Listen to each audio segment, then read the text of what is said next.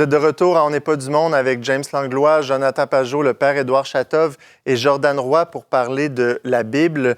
Avant la pause, on a essayé de voir un peu comment la Bible, comment elle pouvait nous aider à rentrer dans un monde de sens. Là, on va essayer de déployer ça un peu plus. Si je vous demandais de me parler d'un récit, d'un personnage ou de symbole que vous trouvez dans la Bible qui pourrait répondre à une quête de sens moderne, là. Grosse question. Oui. Oh, c'est une grosse question. La réponse peut être simple, en tout cas. C'est Jésus, pleinement Dieu et pleinement homme. Donc, si on veut comprendre c'est quoi d'être humain, mais vraiment pleinement d'être humain, regardez quelle attitude devant les pauvres, devant les riches, devant les malades, devant soi-même. Quelle parabole Jésus raconte? Quelle image il utilise? Comment s'approcher de ma propre vie? Et si je prenais l'Ancien Testament, évidemment pour moi, c'est le livre de Tobie. Parce que Tobie qui donne cette ouverture entre le monde angélique et le monde spirituel, parce que tout le monde veut vivre la grande spiritualité ou la grande petite spiritualité, de Moïse sur la montagne. Voilà, et le monde, disons, de l'animalité, des bêtes, le chien. Et donc, Tobie fait le cheminement à travers le récit pour découvrir soi-même, découvrir les autres, ce que, d'ailleurs, aussi est repris dans les évangiles d'une manière très cachée. Le récit de Tobie est très présent dans les évangiles. Ah oui? Oui, c'est pour cela d'ailleurs il est là. C'est un choix quand même inusité, Père Chatov. Ah, tout à fait. Très souvent, on ne le voit pas. Mais il y a beaucoup de références. C'est comme, par exemple, quand on lit Harry Potter et on voit le livre de Phénix, il faut quand même savoir que Phénix, c'est la référence à Jésus-Christ dans le traité d'Ambroise du Milan de la résurrection, où Jésus est comparé au Phénix. Donc, si on veut comprendre même quelque chose, voilà, le récit biblique, c'est toujours quelque chose d'actualité. Et là, maintenant, vous avez perdu la voie facile qui est Jésus, là. Moi, c'est sûr que... Moi, je pense qu'en ce moment, une image qui peut aider les gens à comprendre un peu aussi comment la Bible fonctionne, comment l'imagerie biblique fonctionne, c'est l'imagerie qu'on pourrait appeler la traversée des eaux. C'est un thème qui se retrouve à travers toute la Bible jusqu'au baptême. Puis c'est l'idée de ce début de la création où l'eau est représentée comme un espace de chaos, un espace de potentialité, un espace aussi qui est comme un espace de mort, on pourrait dire. Là, où, l'eau est un endroit où il y a des choses sombres qui sont là. C'est un symbole qui revient beaucoup. C'est un symbole, c'est-à-dire quand le monde termine au début dans la Bible et le monde est détruit par l'eau, puis là, on voit Noé qui traverse les eaux. Ce thème-là, il est répété dans le texte, où on voit à la fin d'un monde, ou quand il y a une transition quelconque, on voit Israël qui traverse la mer Rouge, chassé par les soldats du Pharaon, puis qui commence un nouveau monde.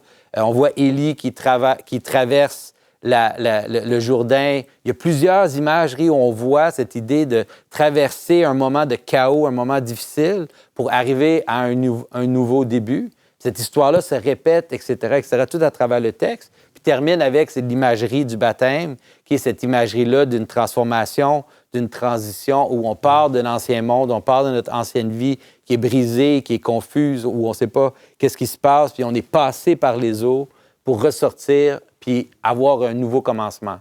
C'est juste une image. Il y a plein d'images comme ça dans la Bible qui partent carrément de la Genèse, puis qui se répètent de différentes façons, qui nous montrent différents aspects, et puis qui culminent dans l'histoire de Jésus à la fin, puis qui peut nous aider à voir. Puis c'est vraiment exactement une imagerie de sens, c'est-à-dire constamment on fait face à des moments où on perd le sens, soit on a vécu quelque chose de difficile, où on est confus par rapport à où on doit aller, puis on doit passer à travers cette nuit-là de l'âme, on pourrait appeler, on doit passer à travers le chaos, tout en gardant les yeux vers ce qui est en haut, et tranquillement redécouvrir le sens puis le nouveau début. Là. C'est le message central de la foi chrétienne, finalement, qui est celui d'un Dieu qui est venu mourir pour nous, passer de la mort à la vie, pour nous faire passer, nous aussi, de la mort à la vie, finalement, qui prend toutes nos souffrances, mais qui les amène vers un plus grand bien. Mais ce qui est très important, ce que tu dis, James, c'est que très souvent, dans nos cultures contemporaines ou dans les cultures antiques,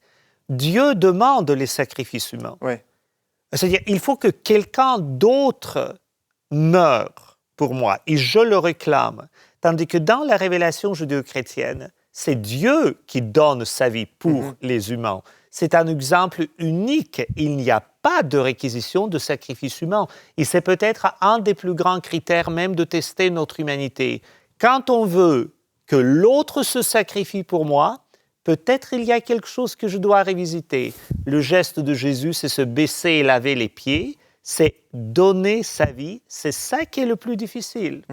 Et c'est une interrogation, une interpellation terrible pour la folie de grandeur qu'habite chacun et chacune d'entre nous, indépendamment croyants ou non croyants. Hein. Ouais, c'est ce qui fait dire à Paul que la croix, c'est un scandale, oui, tout à fait. une folie. Ouais. Tout à fait.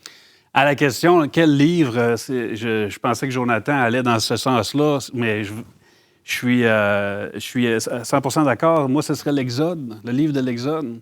Parce que qu'est-ce qu'on voit dans ce livre-là? On voit un peu les thématiques dont Jonathan parlait. On voit premièrement où est-ce qu'est le peuple. Le peuple est dans l'esclavage, dans le chaos.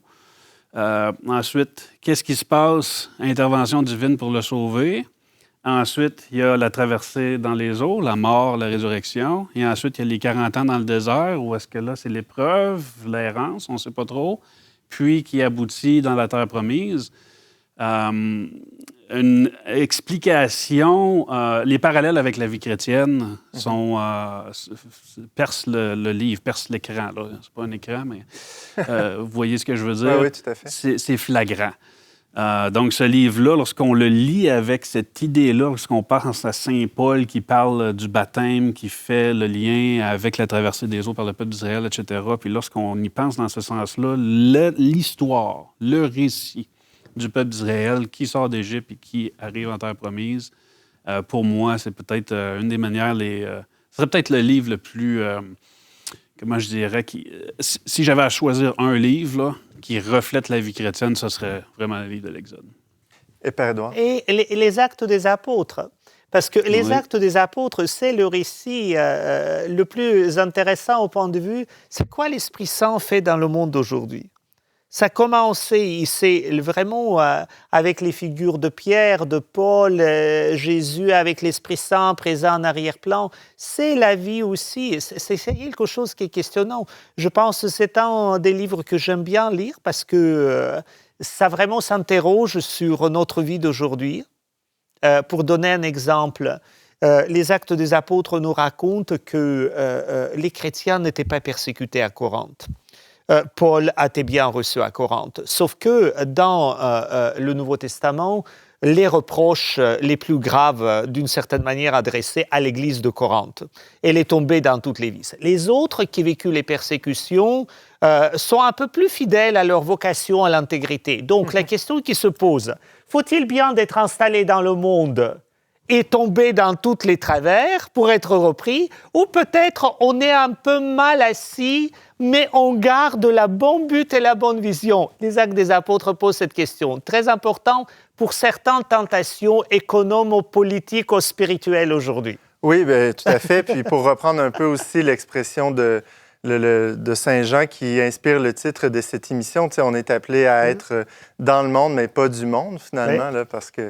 Et juste en terminant, trouvez-vous que la Bible a vraiment quelque chose de particulier qui peut s'adresser à tout le monde aujourd'hui? Parce que Saint Paul dit que c'est quand même une parole vivante, c'est quand même pas rien. Comment on peut comprendre ça aujourd'hui, une parole vivante? C'est une très bonne question. Mais je pense que c'est toujours la parole interpellante. Mais précisément, elle est vivante et interpellante. On sait qu'un grand nombre des œuvres littéraires, cinématographiques, s'inspirent d'une ou l'autre manière de la Bible. Et elle toujours nous pose des questions sur les trois sujets que tout le monde aborde dans un moment ou dans un autre. Qu'est-ce qui est le bien? Qu'est-ce qui est le vrai? Et qu'est-ce qui est le beau? Et donc, à partir de cela, on vit dans l'illusion, où on dit il y a le bon, mais il y a aussi le méchant, le mal. Il y a le beau, mais il y a aussi le laid. Il y a le vrai, mais il y a le faux. Et à partir qu'on est rentré dans ces dynamiques, c'est vraiment, ça nous interpelle tous les jours. Croyants ou non croyants. Moi j'ai l'impression que c'est important pour que les gens saisissent jusqu'à quel point la façon dont les choses qu'on aime de notre monde, les choses qu'on trouve qui sont bien, ils sont basés sur la Bible, ils sont basés sur l'histoire de Jésus puis l'histoire que les premiers chrétiens ont établie.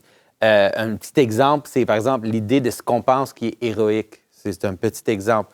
Nous, on pense en général dans notre culture qu'un héros, c'est quelqu'un qui met sa force au service des plus faibles, qui se sacrifie pour ceux qui ne sont pas capables de se battre eux-mêmes. Même dans nos films, même dans les films Marvel, dans n'importe quoi, on a l'idée que le geste héroïque, c'est de donner sa force à ceux qui n'ont pas la force.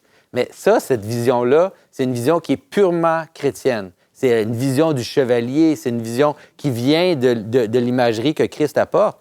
Dans l'Antiquité, le héros, il n'était pas du tout ça. Le héros était seulement une image de force, de grandeur et de puissance. Puis il pouvait tuer les gens, il pouvait tuer ses enfants, il pouvait violer des gens, il pouvait faire tout ça. Il demeurait un héros parce que l'imagerie du héros, c'était seulement une image de puissance. Alors, si on veut maintenir, parce qu'on sait qu'il y a quelque chose de tellement puissant dans l'imagerie qu'on voit de ce qui est bon, mais on doit comprendre que c'est la Bible qui nous parle encore aujourd'hui. Même quand tu regardes un film Marvel, puis tu vois Tony Stark qui se sacrifie à la fin, puis tout le monde a les larmes, tout le monde trouve ça incroyable, mais tu comprends pas que tu es en train de voir une petite image de Jésus. Christ, là. Ouais, tout à fait. C'est ça. Peut-être quelque chose à lire, un segment à lire dans la Bible où est-ce qu'on ne sortira pas indemne de ça, ce serait les enseignements de Jésus, particulièrement le Sermon sur la montagne. Oh, ouais. De lire ça, on ne peut pas en sortir sans être confronté. En tout cas, personne, je vais parler pour moi-même, il y a quelque chose de tellement violent, de tellement étrange dans cette conception du monde-là qui, au travers des années, a quand même façonné notre éthique dans l'Ouest, évidemment, mais on n'a pas fait le switch au complet, évidemment. Il reste des problématiques avec le cœur de l'homme. Et là, quand on lit ce que Jésus nous dit dans le Sermon sur la montagne, quelqu'un qui... ça nous semble impossible à réaliser. Ça crée un choc. Ouais. Ça crée un effet, ça vient percer, là. Donc, à la question à savoir comment aller chercher quelque chose dans la Bible, là, quelque chose qui vraiment va avoir un impact, là, c'est certain que si on s'en va dans les enseignements de Jésus, ces paraboles, particulièrement le Sermon sur la montagne, on n'en sortira pas indemne. Merci à vous trois, vraiment, pour cette... c'est vraiment une introduction à la question de la Bible. Là, on aurait pu parler aussi des différentes traductions. On a quelques Bibles ici sur la table. Comment les traduire, pourquoi ces traductions-là sont-elles nécessaires, etc. Il y a toutes sortes de ressources qui existent en ligne. Moi, je vous en conseille une qui a été publiée chez Wilson Lafleur. C'est une adaptation francophone du livre du docteur Scott Hahn qui s'appelle Understanding the Scriptures, donc comprendre les Écritures, un cours complet d'introduction à la Bible. C'est quelque chose qu'on peut faire en groupe ou même seul, mais préférablement en groupe. Et puis voilà, donc je vous remercie d'avoir été avec nous aujourd'hui. Vous pouvez réécouter cette émission en tout temps sur notre chaîne YouTube, aussi en format balado. Abonnez-vous aussi à notre infolette sur leverbe.com pour rester à l'affût de tout ce qui est diffusé, tout ce qui est publié. Je remercie encore une fois mes invités, Jonathan Pajot, le père Édouard Chatov et Jordan Roy. On se retrouve bientôt pour une autre émission dont n'est pas du monde. Merci à Barthélémy Rieu et Marianne Martin à la technique.